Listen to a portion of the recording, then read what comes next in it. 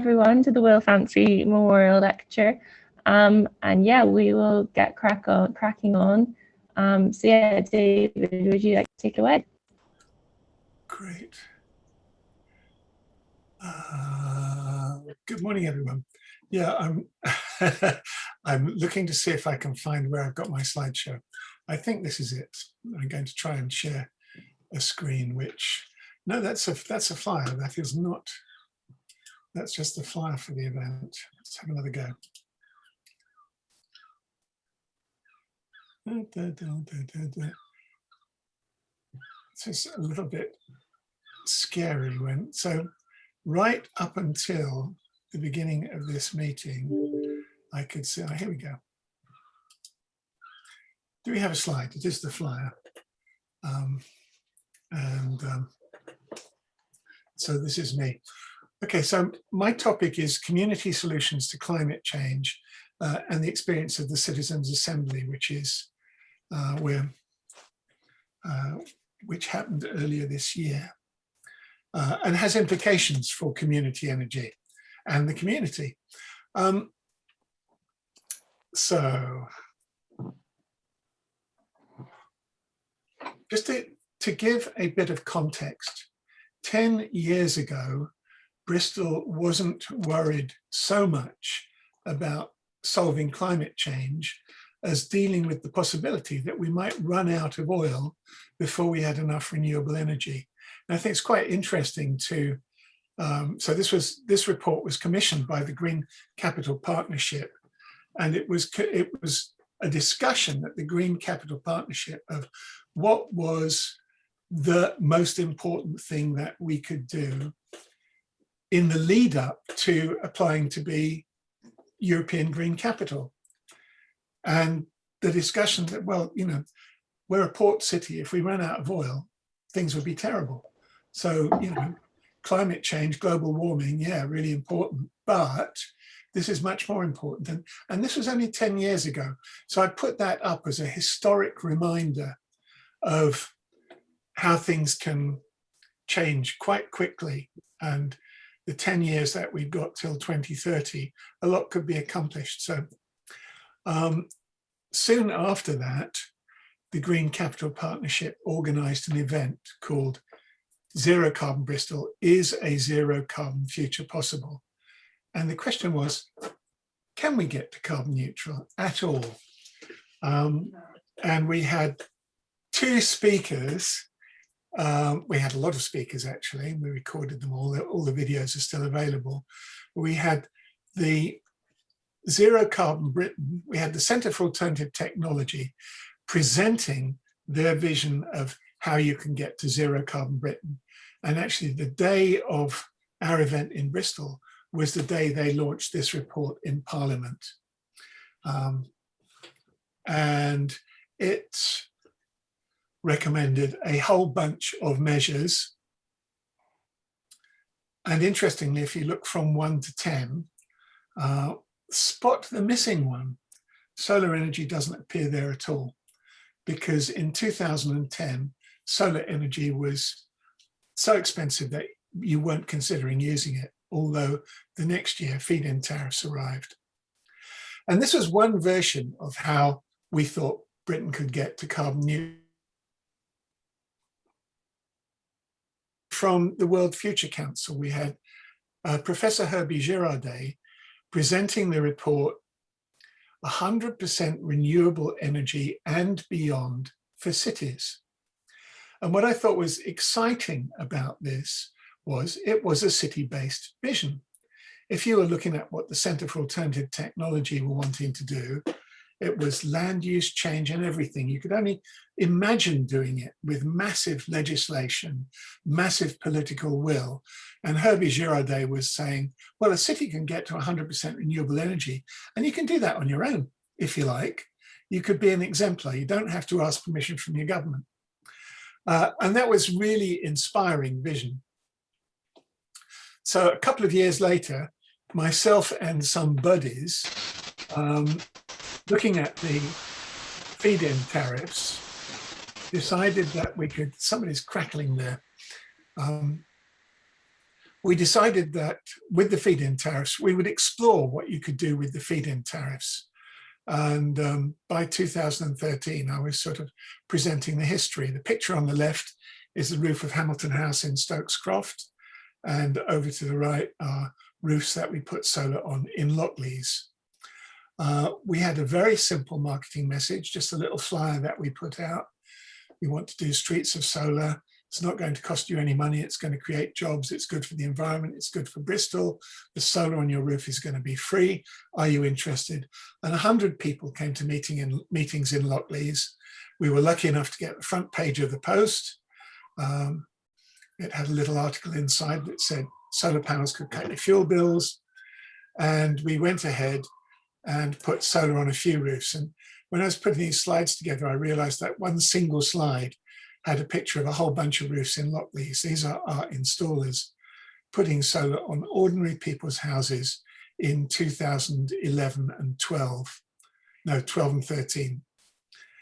And these are our lovely installers.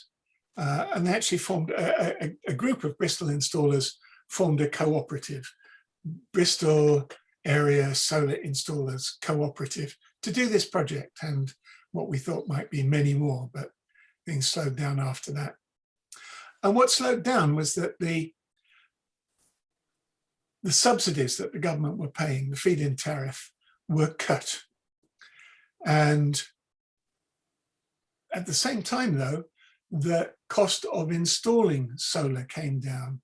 So for a number of years, for 5 or 6 or 7 years, if you invested £1 million in solar on roofs, you would get £2 million back, near as damn it, over 20 years. So it was a good investment for communities.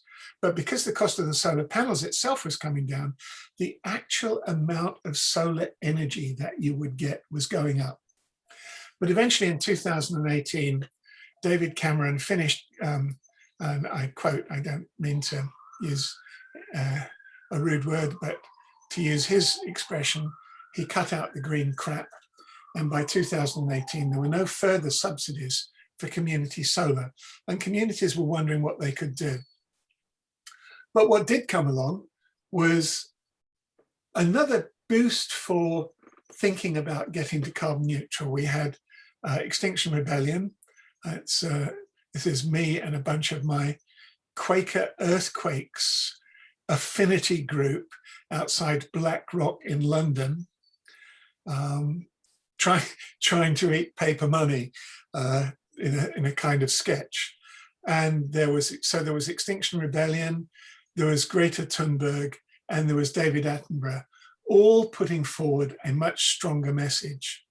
Extinction Rebellion had 3 demands. It was saying governments must tell the truth. We've got to act now. We've got to go beyond politics. We want to figure out what we're going to do in our communities using deeper democracy, using citizens' assemblies. And in Bristol, we declared a climate emergency. We decided that we would aim to get to net zero by 2030. And we decided to go beyond politics and hold a citizens' assembly, which was held earlier this year. So all 3 of Extinction Rebellion's demands were agreed by Bristol and Bristol City Council. And so what was everybody else going to do? Some people in the community decided that direct action meant implementing the solutions. So we have Bristol Energy Co-op, who were an early group involved in solar energy in Bristol and renewables, are now building a community hydro scheme higher up the Avon. And Lawrence Weston are building the biggest land-based wind turbine in Britain, which is remarkable at the moment. But you might look around where you're living and think, can I do a hydro scheme here and can I do a wind turbine? And the chances are a good 10 to 1 against that being possible. What we can do is we can put solar energy everywhere on our roofs. And so working with 2 local groups, 3 local groups, we set up Bristol Lockleys Loves Solar, using funding from, this is lottery money that came through a group called Power to Change in their Next Generation Community Energy Program. And a solar farm group called Low Carbon Gordano decided that they would put up a solar farm on the roofs of Lockleys. So in a diagram, it looks a little bit like this. Lockleys Neighbourhood Trust is working with Low Carbon Gordano, and spoiler alert here, Bristol Energy. And the idea is that we would put smart meters we would use smart meters to measure electricity. We would put solar on 300 roofs and people would get cheaper energy bills.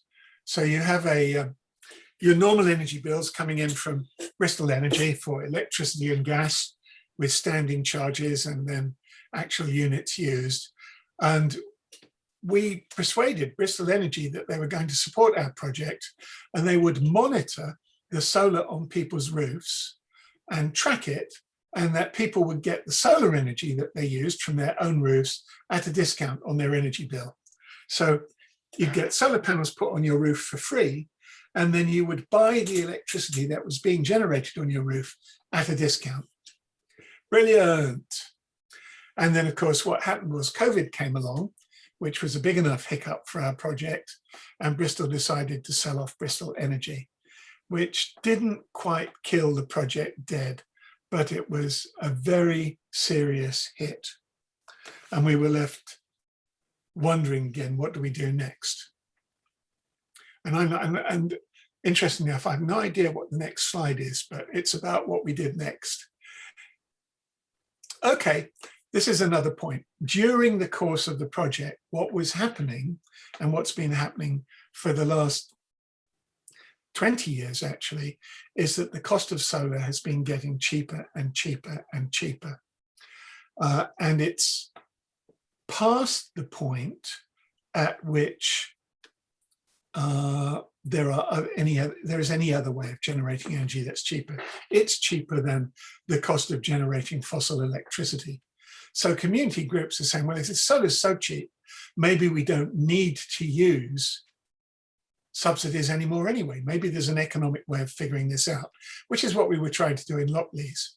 And the other thing, if the cost of solar was coming down, you would expect a lot more solar to be being installed in the world.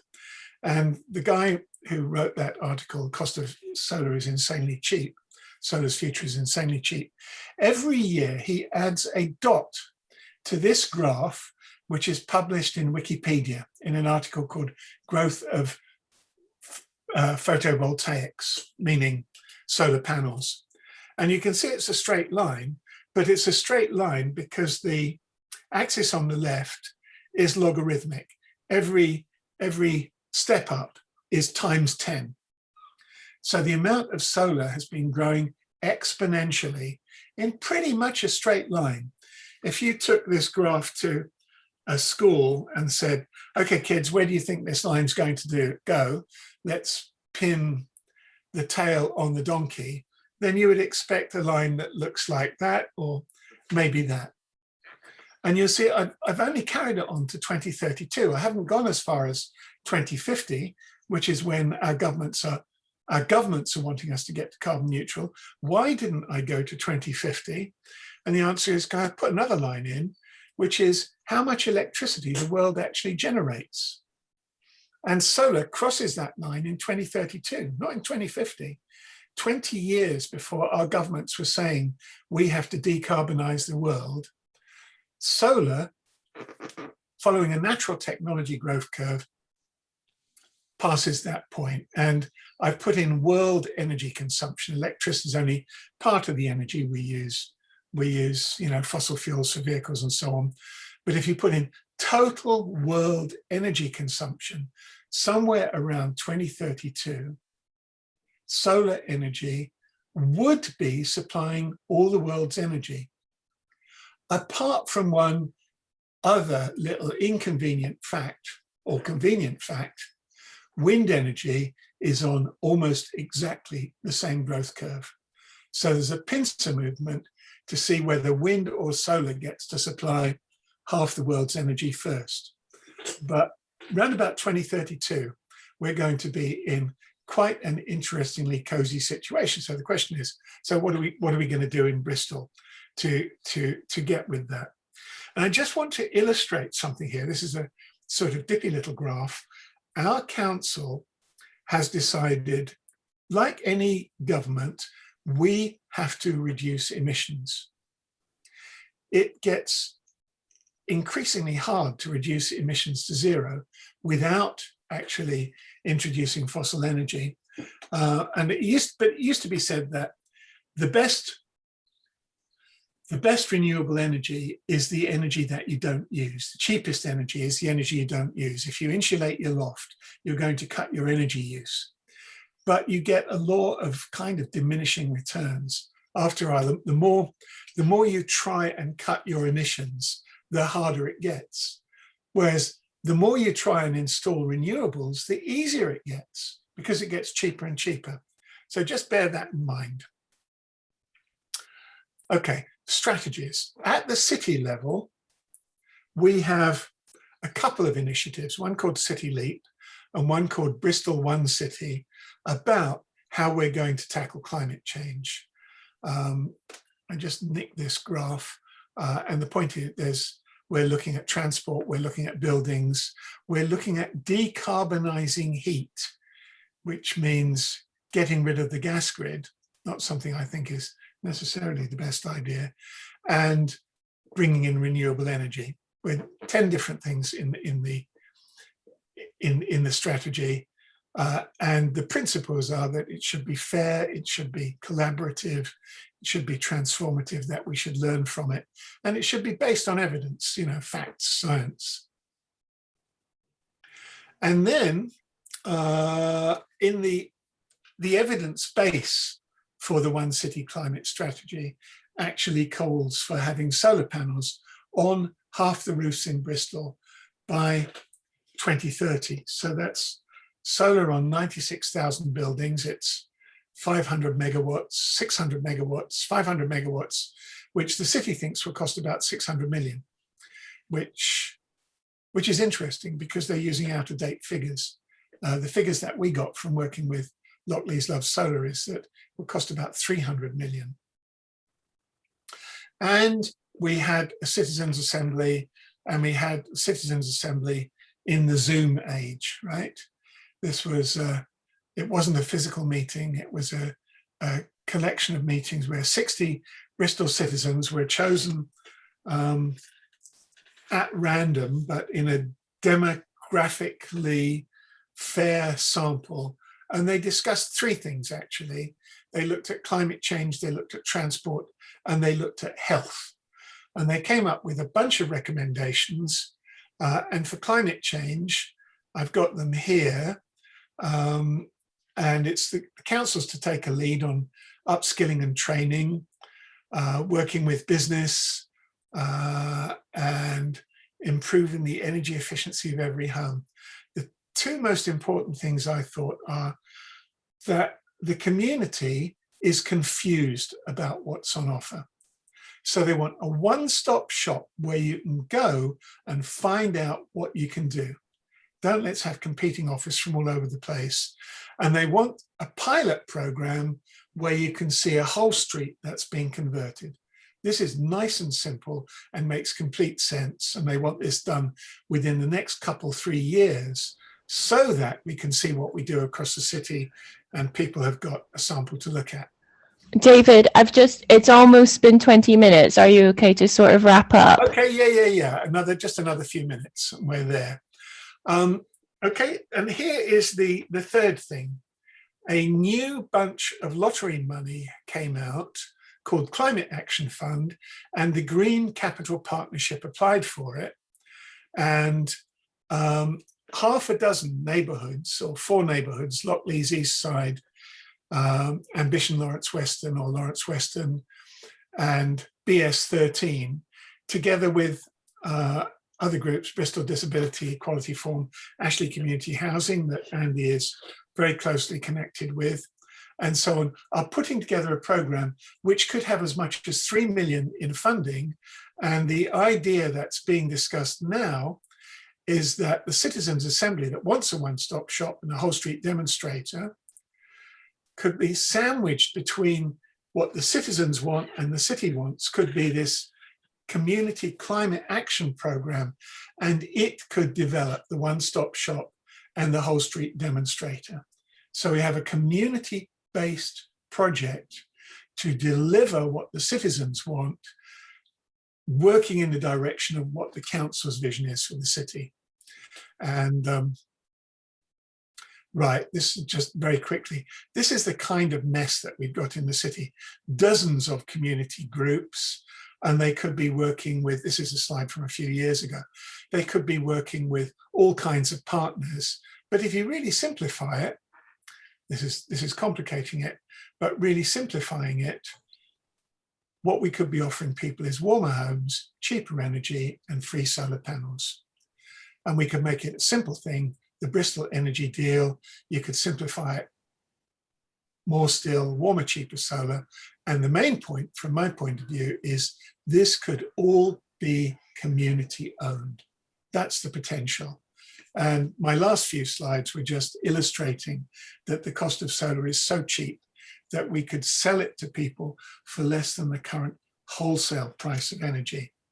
But if you want to know more, there's a couple of fabulous books, one of which is about the Green New Deal by Anne Pettifor, and Chris Goodall is talking about what we need to do now. And his answer is lots of solar, lots of wind energy, and hydrogen to store excesses to use at other times. And that's a good enough wrap point, Shona. Great. So I'm happy to finish there. You've already seen some of these slides because I used some of them at Bristol Labour for a Green New Deal, and they'll probably get shown at, if anybody's been arriving late, we'll probably go through some of these again for SERA at some point. And this is now, this is the community's offer to the council that this is what we can be developing together. Brilliant. Okay, Well, so I'm going to stop sharing now and hand over to the next. Thank you, Shona. Thanks so much, David.